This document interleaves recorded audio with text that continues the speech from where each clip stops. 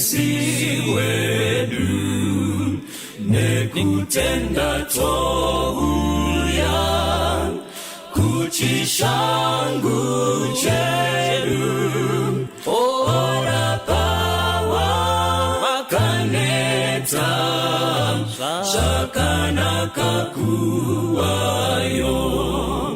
mukuna mata tino komborerwa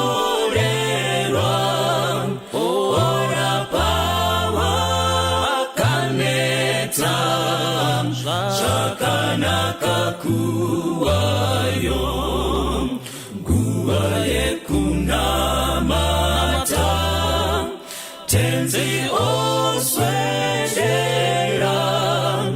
anetsitsi kunzwa vana vachichema zvese tinozviisa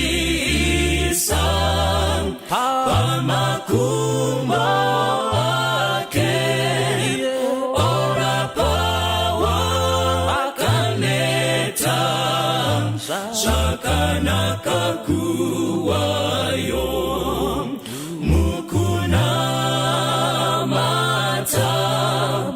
tinokomborerwa ora pawa akaneta zvakanaka kuwayo nguva yekunamata apo vanoyedzwa toisa kuna tenzi anobatsira nemoyo wekunzwira obvisa zvinetso ora pawa kaneta zvakanaka kuwayo mukunamata tinokomborerwa ora pawa kaneta zvakanaka kuwayo panguva yenamato tinomusimbira zvikomborero zvese tinozviwana mukusimbira iye hamuna dambudzo ora pawa akaneta zvakanaka kuwayo mukunamata tinokomborerwa ora pawa kaneta zvakanaka kuwayo mukunamata tinokomborerwa ora pawa kaneta zvakanaka kuwayo. Toda kutenda vana vaMwari tatenderwa zvekare mukati menguva yezuva ranhasi kuti tive tinoenderera mberi kudzidza kubva mukati meshoko raMwari. Nhasi tiri kutarisa pati 3 Jesu pamusangano wematumba pati 3. Saka ndine pfungwa dzandoda kuti ndidzokorore senzira yekuemphasiza papati 1 nepati 2 and also nekutsanangura chimwe chinhu chandiri kuona sechingasara semubvunzo mupfungwa dzevanhu vazhinji. Nyaya yatiri kuongorora panapa inyaya yatiri kutarisa tichibva mubhuku raJohani pachapter 7 ndo pane nyaya yese yatiri kuona Jesu vasvika pamusangano wematumba. Mukaverenga the whole chapter yechapter 7 munogona kunzwisisa zviri nani kuti musangano wematumba waive mutambo wakanga uchicherechedzwa navaJudha panguva yakataurwa naMwari nenzira yakataurwa naMwari. But kuNew Testament tiri kuona Jesu varipo mbune pamusangano wematumba. Saka papfungwa dzatakadzidza kumashure ndoda kuti ndidzokorere pfungwa idzi kuti vana vaMwari programu yemusangano wematumba iprogramu iri kuwanikwa iri one of the 7 major feasts dzaicherechedzwa nevana veIsraeri gore negore. Idzi dzanga dzakarongwa in such a way yekuti izvo gore rose rinenge riri packed nemaprogramu anoita kuti vanhu varambe vachiparticipata pane zvine chekuita nekuponeseka kwavo. So mukacherechedza muchaona kuti izvo misangano yose iyi kana kuti mitambo yose iyi iri 7 yaiitwa kuOld Testament yaiva tingati izvo minongedzo yezviri kumberi, kana kuti tingati izvo yaiva mimvuri yezvichazoitika kumberi. Nekumwe kutaura it was prophetic, zvaitsanangura zviri kuuya kumberi. Saka muchacherechedza mukaona kuti gore 1 revana veIsraeri riri kutanga nemutambo wokutanga wePassover richizondovharira nemutambo wokupedzisira wematumba. Gore irororo ndo riri kunhasi harisisiri 1 year, nekuti mukatarisa patakatanga kutsanangura pane imwe nguva mune chimwe chidzidzo zvairehwa nemitambo iyi, muchaona kuti zvakustrecha nawo.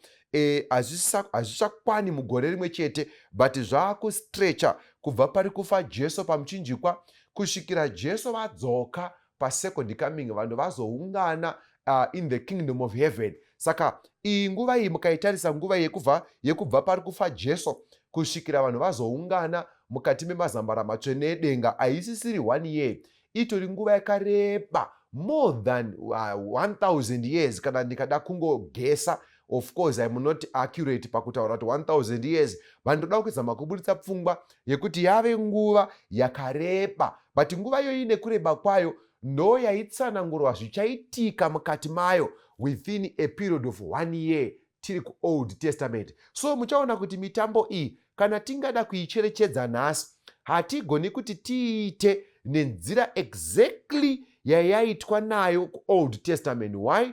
Imwe yacho yakatozadzikisika, and even pamutambo we-Day of Atonement kana mutambo wematumba mukatarisa muitirwo wawaitwa, pane zvipiriso zvaidiwa, pane chii zvaidiwa ipapo, and zvipiriso zvacho zvimwe zvainongedza kuna Jesu and so forth. Saka kana Jesu vakatoya, it means some of the things zvaiitwa pamutambo uyu even wematumba watiri kutaura nezvawo nhasi were partially fulfilled, but pane imwe pfungwa ichiripo pamutambo wematumba yatichiri takamirira. Therefore kana tiri kuenda kucamp meeting, riganishanise vara rakajairika mumasecles evamwe, especially the Adventist circles, kana tiri kuenda kucamp meeting hatigoni kuti titore zvese zvaiitwa pamutambo wematumba nemo nekuti zvimwe zvacho zvakazadzikisika, asi pfungwa yacho haisati yazadzikisika zvizere. Isusu nhasi tiri kurarama in the present time of fulfillment yezvinhu izvi, ndo nguva yazviri kuzadziswa. You find kuti for example Day of Atonement kuOld Testament it was 1 day, asi nhasi rakatanga 22 October 1844, ndo patiri kuona Jesu vapinda in the most holy place. 22 October 1844 up to now patone makore more than 100 years, harisisiri 1 day. Saka tiri kurarama mukuzadzikisika kwezvinhu izvi. Therefore hatigoni kuti tidzokorere nemo taamunguva yekuzadzikisika kwazvo.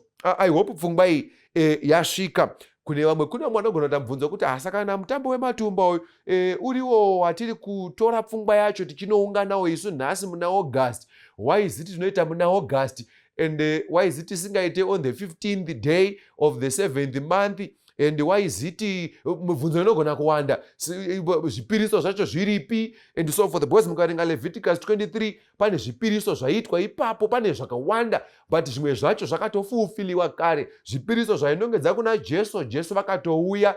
Day of Atonement raive one day Old Testament, but iko zvino izvi ratanga 22 October 1844 tichiri kuenda, we are still living in the Day of Atonement. Saka isu tiri kurarama munguva yekuzadzikisika kwezvinhu izvi. Therefore tinotora pfungwa yacho ndoyatinoda kuti participate pairi. Regai ndikuverengerei pfungwa yandinayo panapa. I was reading from SDA Bible Commentary, mahard copy eblue aya kune vanomaziva. SDA Bible Commentary volume 1 yandanichiverenga page 805 vachikomenda about this Feast of Tabernacles, mutambo wematumba kana kuti musangano wematumba. Panotaurwa mukati meSDA Bible Commentary vachiti izvo, it was altogether the happiest occasion of the year.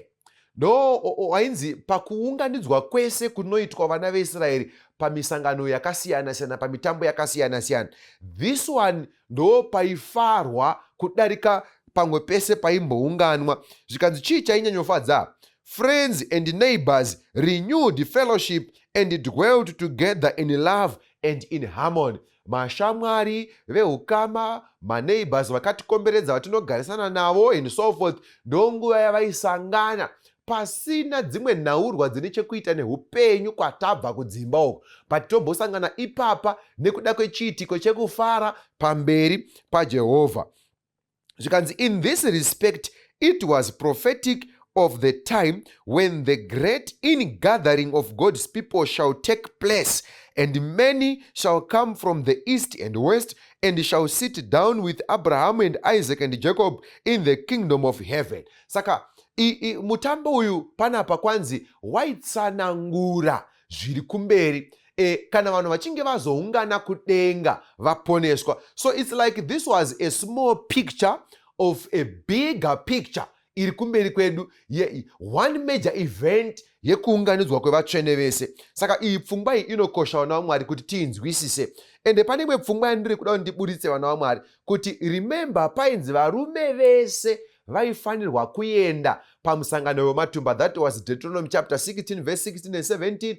Ende vaienda vakabata chipo muruoko rwavo. Saka chingava chinhu chinonyadzisa kuona murume nhasi ari kutadziswa nechikonzero chisingabatiki kuenda kunoungana nevamwe papfungwa yatichiri kuteera yekuungana pamusangano wematumba. Ende imwe pfungwa yandiri kuda inowanikwa kubhuku raNehemiah chapter 8 pavhesi ya16 vhesi ya17 vhesi ya18. Mukaverenga mavhesi iwayo muchaona kuti pavaiungana pamusangano wematumba paiverengwa mirayiro ine 10 on daily basis kubva day 1 kusvikira vapedza, which reminds me kana kuti zvinoda kundipawo pfungwa yandinoona inoitwa nhasi kuti hatigoni kuti tiparidze tiungane pamusangano wematumba tongodya tofara toenda kudzimba dzedu asi pasina kuzovhurwa shoko raMwari. Saka muchaona kuti izvo on a daily basis tiriko panenge pachivhurwa shoko raMwari. Pana John chapter 7 panova ndo pakaita kuti tisvike pakuda kuongorora musangano wematumba maitirwa waitwa kuOld Testament. Nhasi ndobva tazobuda nepfungwa yekuonesana kuti tiri munguva yekuzadzikisika kwezvinhu izvi. Saka zvimwe zviri partially fulfilled, zvimwe zvinoitika kwete nenzira yekuOld Testament raive one day at more than 100 years iko zvino izvi, then zvine maitikira hazvakuitika, but tisingarasi pfungwa yacho. Saka tiri pachapter 7 yaJohani vana vaMwari, ndoda kuti tidzokere pamwe chete ticherechedze pfungwa dziri apa.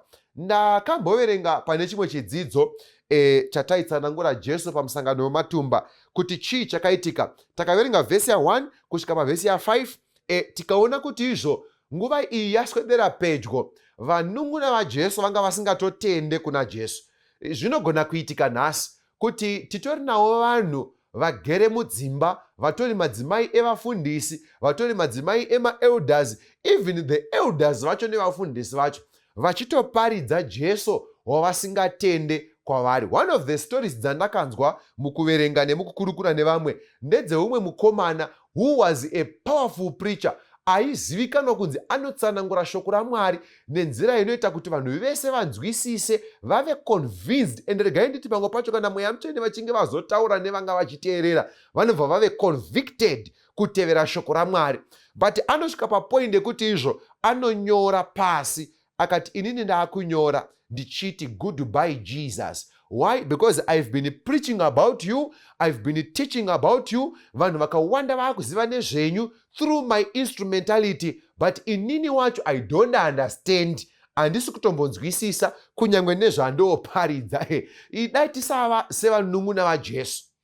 Tirege kuva sevanun'una vaJesu vana vaMwari, vekuti Jesu tinaye pakati pedu asi hatitotendi kwaari. Munoziva vanhu vamuchazoona muchiverenga chapter 7 yaJohani, vanhu vakaita semapriests, temple officers vakanga varipo. Nhasi mukutaura tiri kuti madhikoni nemaelders nevafundisi havatotendi kuna Jesu wacho. Iyi programu yavari kungopatisipeta kwairi, but vasinganyatsonzwisisi kuti zvii zviri kumbonyatsoitika panapa ende zviri kubva nekupi, zviri kuenda nekupi. It is my prayer kuti dai Mwari vatibatsira tagonawo kusvika papoint yekuunderstanda. Pane imwe pfungwa yandiri kuda inobuda pachapter 7 yaJohani iyoyo. Ndichaiverenga pavhesi ya14 nevhesi ya15. Hanzi zvino kwakati pava pakati pomutambo, Jesu akakwira kutemberi akatanga kudzidzisa.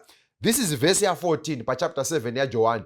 Mutambo waanechepakati vachiita zvavanoita, hanzi Jesu akasimuka akatanga kudzidzisa. But inzwai vana vaMwari, maimbozviziva here kuti even kuOld Testament hakuna event yaiitwa, hakuna mutambo waiitwa. In fact, mukacherechedza Bhaibheri kana richidzidzisa, rinobuditsa pachena kuti izvo vakanga vachizviita Jesu vari pakati pavo. Pane imwe nzvimbo yatinoverenga vaKorinde chapter 10 inoti vese vakanwa zvekunwa padombo rakavatevera. Zvikanzi dombo iro rakanga riri Kristu Jesu. Saka mukacherechedza muchaona kuti izvo dombo irororo tiri kuzoriona richiapia pavana veIsraeri vaamugwenga. But New Testament iri kutibuditsira kuti dombo iroro rakanga riri Kristu Jesu. Saka tiri kuona even kuNew Testament Jesu varipo.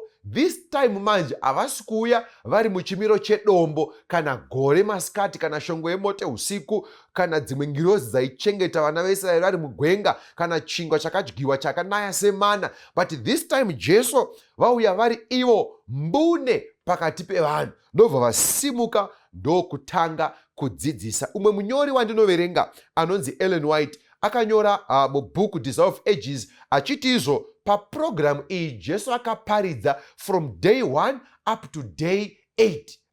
I7 days but dzinozokwana kuita 8 days. Remember pakudzidza kwatakaita from Old Testament. Saka Jesu vaidzidzisa pamusangano uyu. Regai ndikuudzei vana vaMwari, even nhasi tisisateedzeri nemo muitikiro wazvaita, but tiri kuti takatora pfungwa yacho tikave nenguva yekuungana tichitiri pamusangano wematumba watinenge tichipembera nekutsvaka Mwari tisina zvinotivhiringa, tichidzidza zvekare zvichaizoitika kana vanhu vose vaponeswa. Jesu vanenge vari pakati pedu. Vanogona nge vasipo nenzira yekuva physically present sezvo vanga vari pamusangano uyu pana John chapter 7. Asi regai nditi ukacherechedza zvinoitikapo kune vanokuenda vanoziva experience dzeko, uchaona kuti Mwari vanenge vari pakati pevanhu. Asi regai nditore imwe pfungwa yandiri kuda iri pavhesi ya15. Hanzi Jesu vasimuka vatanga kuparidza. Pane zvinonzwikwa nevanhu.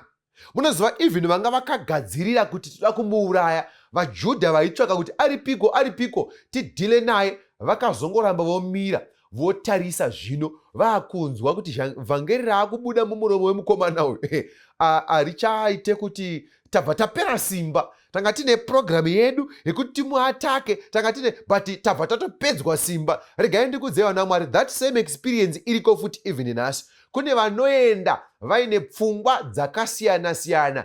Ava vakanga varipo pamusangano wematumba, vakuru vechechi nevakuru vechiJudha nematemple officers, but vaine pfungwa yekuataka Jesu nekumuuraya, because vaifunga kuti Jesu ari kuda kutora center stage, ari kuda kuti azivikanwe nevanhu semunhu akafanira kuteererwa nekuteerwa nevazhinji. Saka pari kuungana vanhu vakawanda, vaifunga kuti Jesu achatora that opportunity, obva akambeina kuti vanhu vese vamude, vanhu vese vamufarire. But zvinoitwa naJesu zvinoshamisa.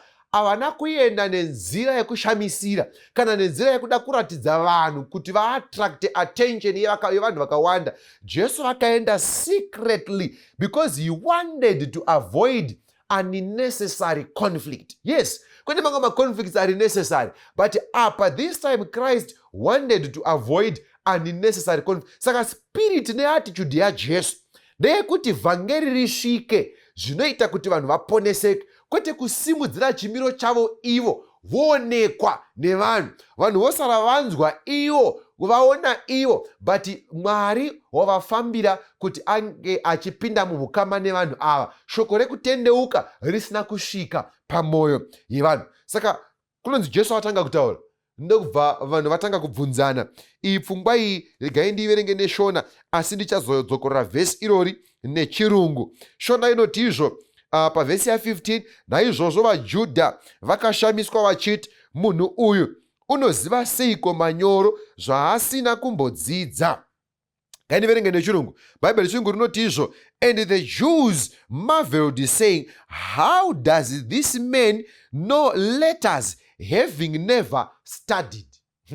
Saka ivoka vanga vachitarisira kuti anoziva magwaro ndeakaenda kuchikoro, anogona kutsanangura bhaibheri ndeakaenda kuchikoro. Kwavari munhu anokwanisa kudzidzisa nenzira yadzidziswa nayo naJesu anofanirwa kunge ari munhu ane qualification certificate, bepa rinobatika, ndiri kuisa mucontext yanhasi, rinotaura kuti uyu munhu uyu ane masters, ane PhD, ndi doctor wevhangeri. Saka inzwai vana vaMwari, vamwe vanga vakatovhara pfungwa dzavo asati atanga kutaura, vaine pfungwa yekuti nekuti haana kudzidza chii chaangatidzidzisa. But thank God ava vakazoshamisika, nekuti vakazoshamisika vaakunzwa shoko rakanga raakubuda ipapo, vachibva vabvuma kuti hongu haana kudzidza but anoziva.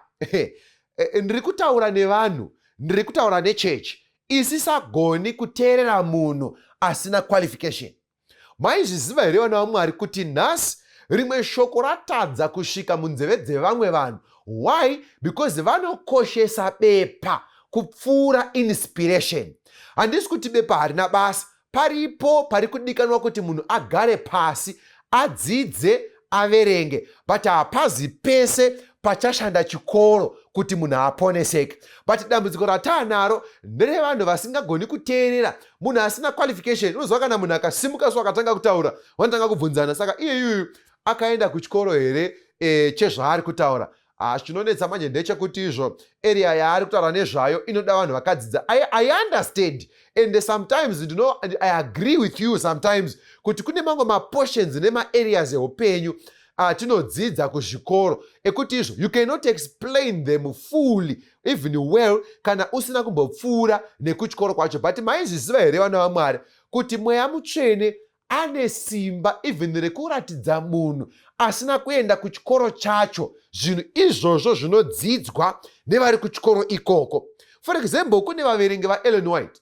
Ellen White ane zvinhu zvakawanda zvaakanyora, zvimwe zvaakutambirwa nemadoctors nemascientists anhasi vachiti zviri correct, but akagara akazvinyora kare asina kuenda kuchikoro, mascientific discoveries asati aitwa, ndokubva apiwa pfungwa yacho naMweya Mutsvene, ndokubva ainyora pasi kuti vanoita izvi neizvi neizvi vanovhiringa utano hwavo but asina kuenda kuchikoro. Ndinhasi wekuti tinozivana kwatinobva, mararamiro edu. Saka we don't trust kuti chiururu angava here neinspiration ingamusvitsa pakugona kuziva nekutsanangura nyaya idzi asina kuenda kuchikoro. But inini ndaingada kutaura nemi vana vaMwari kuti tisaita sevanhu ava vairamba kuteerera nekugamuchira shoko kana raparidzwa neasina kudzidza. Chamunofanira kunamatira vanhu vaMwari kuti mugone kunzwa kana munhu achitaura kuti atumwa naMwari here kana kuti haana kutumwa naMwari. Handisi kuita rule out pfungwa yekuzondovherifya mushoko raMwari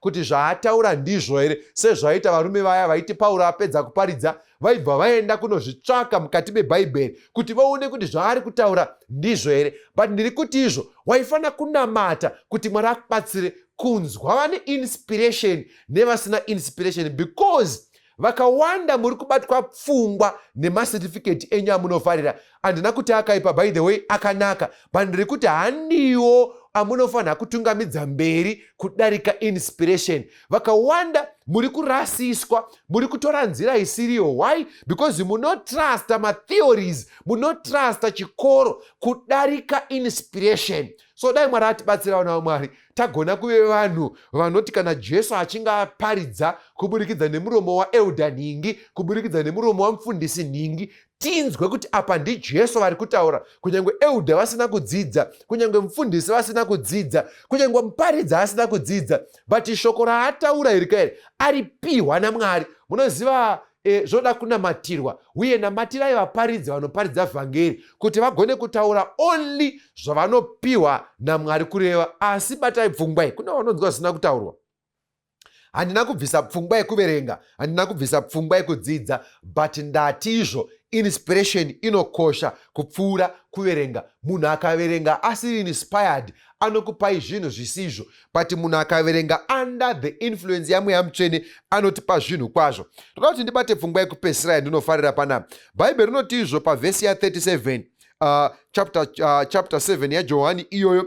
On the last day, the great day of the feast, Jesus stood and cried out, saying, "If anyone is thirsty, let him come to me and drink." Ifungwa ndiri kuida. Panapa pfungwa iri panapa ndeyekuti izvo hanzi Johani atsanangura akati zuva rekupedzisira remusangano wematumba rairigadwa as the great day. Ipapo ndo patinenge tasvika pachikwekenhero chemusangano wematumba, paclimax, pekupedzisira, pekuti munhu wese aexperienza simba raMwari, munhu wese aexperienza kufara muzita raMwari, munhu wese afarira Mwari wake nenzira yakataurwa naMwari yekufara. Moza nyaya dzekufara idzi kune vanhu vanofara panyika ini, but kune kumwe kufara kunozonzi naMwari uku hakusisiri kufara kwenzira yandakataura. Saka ndiri kutaura nevanhu ndichiashuma kuti vanonzwisisa kunonzi kufara pamberi paMwari. Saka munhu wese afara nekuda kwekuti izvo Mwari vakamuchengeta, vakamuropafadza, vakamukomborera, and awana ruponeso. Remember, musangano wematumba waiuya just after the day of atonement. Saka chimwe chaifarirwa apa musangano wematumba kuponeswa, kusunungurwa, rudzikinuro rwauya nekuda kweday of atonement. Saka vanhu vanenge vachifarira zvekare kuponeseka kwavanenge vaita. Inzwai vana vaMwari, hanzi zuva iri was regarded as the great day. But Jesu vasvika pamusangano wematumba, vanhu vachiti pedza taita zvose zvakataurwa neshoko raMwari, vanoti kana paine unonyota ngauye kwandiri anwe. Inzwai vana vaMwari, usabva papurogiramu yakaita sei usina kusangana nemvura yeupenyu. Mvura yeupenyu ndiJesu. Vamwe muchabva pamapurogiramu dzakaita seayaya maona hembe dzakanaka dzanga dzakapfekwa nevanhu. I know kuti vamwe vari kuenda kumisangano iwoyuka kunoratidzana zvekupfeka, kunoratidzana motokari, kunoratidzana zvishandwa nenzira yakasiyana siyana. But dai mungabva ikoko maona Jesu, manwa mvura yeupenyu. Regai ndigumira apa vana vaMwari, but ndiite rukoko kuti haungadi here hama yangu kuti unamatire chinhu ichi. I know hama dzangu masavadha tiri kuenda kumusangano wematumba, but ndaingada kuti namatire chinhu ichi kuti patichaendako tione Jesu pamusangano wematumba, tiregedze kuenda nemweya weshow off. Jesu vakaramba kuzviratidza. Verengai John chapter 7, murambe muchiidzokorora. Mugoverenga zvekare Desire of Ages chapter 49, murambe muchiidzokorora. Muchaona pfungwa dzakawanda dzezvatinofanira kubata patiri kuenda kunoungana kumakembi meeting kwatichange tiri. Vandiri kunamatira kuti Mwari atibatsire, Mwari vataure nesu nenzira yekuti patinodzokako tinenge tashanduka, tagamuchira mvura yeupenyu, tagamuchira simba raMweya Mutsvene. Remember, Zekaria yakatipa pfungwa yekuti vasingaendi munoita a shortfall yaMweya Mutsvene, munoita a shortfall yemvura, the latter rain. Saka Mwari ngaatibatsire patiri kuenda, tiende kunotsvaka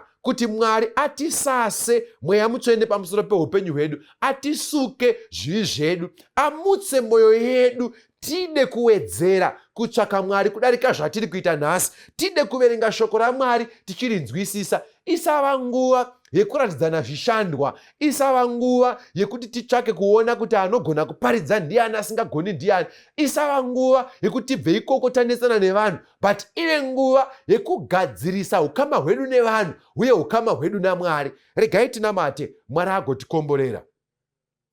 Toda kutendai Mwari, mataura nesu nenzira yatinogona kunzwisisa. Ndinovimba kuti pane vanzwa muchitaura navo, kune vamwe vasina zvavati vabata, but it is my prayer kuti imi Mwari mudzikise pfungwa inokosha mukati memwoyo weumwe neumwe pakudzidza kwataita pamusoro pechiitiko chemusangano wematumba. Imi muripo kuti mukomborere nekusangana neumwe neumwe anotsvaka ruponeso. Toda kutendai muzita raMuponesi Jesu. Amen. Tesetai, tasewai, tapumuka kure, ndingaona senyinzira yekuwa mudanga, ndirinzira ili umenyu, aui kuna Baba usineni, ndirinzira ili umenyu, aui kuna Baba usineni, ndatenderezwa nenamo Mwari anondinzwa, apo wazhinji wachema, dozi wasenyidi,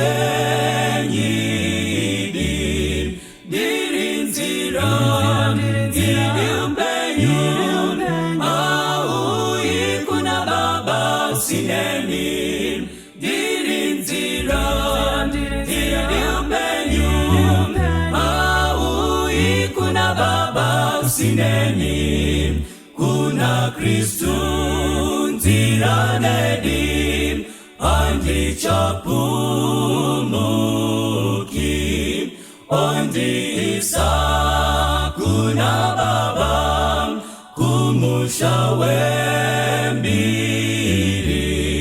ndirinzira ili upenyu, aui kuna Baba usineni, ndirinzira ili upenyu, aui kuna Baba usineni, ndirinzira ili upenyu, aui kuna Baba usineni.